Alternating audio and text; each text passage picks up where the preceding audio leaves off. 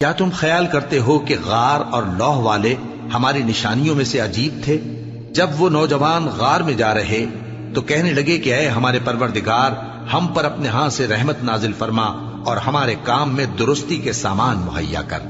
تو ہم نے غار میں کئی سال تک ان کے کانوں پر نیند کا پردہ ڈالے رکھا، یعنی ان کو سلائے رکھا۔ پھر ان کو جگا اٹھایا تاکہ معلوم کریں کہ جتنی مدت وہ غار میں رہے دونوں جماعتوں میں سے اس کی مقدار کس کو خوب یاد ہے۔ ہم ان کے حالات تم سے صحیح صحیح بیان کرتے ہیں۔ وہ کئی نوجوان تھے جو اپنے پروردگار پر ایمان لائے تھے، اور ہم نے ان کو اور زیادہ ہدایت دی تھی، اور ان کے دلوں کو مربوط یعنی مضبوط کر دیا۔ جب وہ اٹھ کھڑے ہوئے تو کہنے لگے کہ ہمارا پروردگار آسمانوں اور زمین کا مالک ہے، ہم اس کے سوا کسی کو معبود سمجھ کر نہ پکاریں گے۔ اگر ایسا کیا تو اس وقت ہم نے بے عقلی کی بات کی۔ ان ہماری قوم کے لوگوں نے اس کے سوا اور معبود بنا رکھے ہیں، بھلا یہ ان کے معبود ہونے پر کوئی کھلی دلیل کیوں نہیں لاتے؟ تو اس سے زیادہ کون ظالم ہے جو اللہ پر جھوٹ باندھے؟ اور جب تم نے ان مشرکوں سے اور جن کی یہ اللہ کے سوا عبادت کرتے ہیں ان سے کنارہ کر لیا ہے تو غار میں چل رہو، تمہارا پروردگار تمہارے لیے اپنی رحمت وسیع کر دے گا اور تمہارے کاموں میں آسانی کے سامان مہیا کرے گا۔ اور جب سورج نکلے تو تم دیکھو کہ دھوپ ان کے غار سے داہنی طرف سمٹ جائے، اور جب غروب ہو تو ان سے بائیں طرف کترا جائے، اور وہ اس غار کے کشادہ حصے میں تھے۔ یہ اللہ کی نشانیوں میں سے ہیں، جس کو اللہ ہدایت دے وہ ہدایت یاب ہے، اور جس کو گمراہ رہنے دے تو تم اس کے لیے کوئی دوست راہ بتانے والا نہ پاؤ گے۔ اور تم ان کے متعلق خیال کرو کہ وہ جاگ رہے ہیں حالانکہ وہ سوتے ہیں، اور ہم ان کو دائیں اور بائیں کروٹ بدلاتے تھے، اور ان کا کتا چوکھٹ پر دونوں ہاتھ پھیلائے ہوئے تھا۔ اگر تم ان کو جھانک کر دیکھتے تو پیٹ پھیر کر بھاگ جاتے اور ان سے دہشت میں آ جاتے۔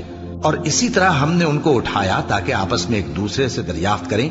ایک کہنے والے نے کہا کہ تم یہاں کتنی مدت رہے؟ انہوں نے کہا کہ 1 دن یا اس سے بھی کم۔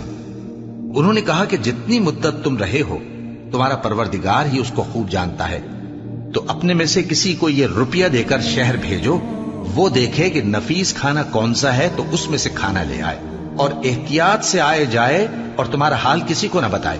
اگر وہ تم پر دسترس پا لیں گے تو تمہیں سنسار کر دیں گے یا پھر اپنے مذہب میں داخل کر لیں گے، اور اس وقت تم کبھی فلاح نہیں پاؤ گے۔ اور اسی طرح ہم نے لوگوں کو ان کے حال سے خبردار کر دیا تاکہ وہ جانیں کہ اللہ کا وعدہ سچا ہے، اور یہ کہ قیامت جس کا وعدہ کیا جاتا ہے اس میں کچھ شک نہیں۔ اس وقت لوگ ان کے بارے میں باہم جھگڑنے لگے اور کہنے لگے کہ ان کے غار پر عمارت بنا دو۔ ان کا پروردگار ان کے حال سے خوب واقف ہے۔ جو لوگ ان کے معاملے میں غلبہ رکھتے تھے وہ کہنے لگے کہ ہم ان کے غار پر مسجد بنائیں گے۔ بعض لوگ اٹکل پچو کہیں گے کہ وہ 3 تھے اور چوتھا ان کا کتا تھا، اور بعض کہیں گے کہ وہ 5 تھے اور چھٹا ان کا کتا تھا، اور بعض کہیں گے کہ وہ 7 تھے اور 8واں ان کا کتا تھا۔ کہہ دو کہ میرا پروردگار ہی ان کے شمار سے خوب واقف ہے، ان کو جانتے بھی ہیں تو تھوڑے ہی لوگ جانتے ہیں۔ تو تم ان کے معاملے میں بحث نہ کرنا مگر سرسری سی بحث، اور نہ ان کے بارے میں ان میں سے کسی سے کچھ دریافت ہی کرنا، اور کسی کام کی نسبت نہ کہنا کہ میں اسے کل کر دوں گا، مگر انشاءاللہ کہہ کر، یعنی اگر اللہ چاہے تو کر دوں گا۔ اور جب اللہ کا نام لینا بھول جاؤ تو یاد آنے پر لے لو، اور کہہ دو کہ امید ہے کہ میرا پروردگار مجھے اس سے بھی زیادہ ہدایت کی باتیں بتائے۔ اور اصحاب کہف اپنے غار میں 9 پر 300 سال رہے۔ کہہ دو کہ جتنی مدت وہ رہے اسے اللہ ہی خوب جانتا ہے، اسی کو آسمانوں اور زمین کی پوشیدہ باتیں معلوم ہیں، وہ کیا خوب دیکھنے والا اور کیا خوب سننے والا ہے۔ اس کے سوا ان کا کوئی کارساز نہیں، اور نہ وہ اپنے حکم میں کسی کو شریک کرتا ہے۔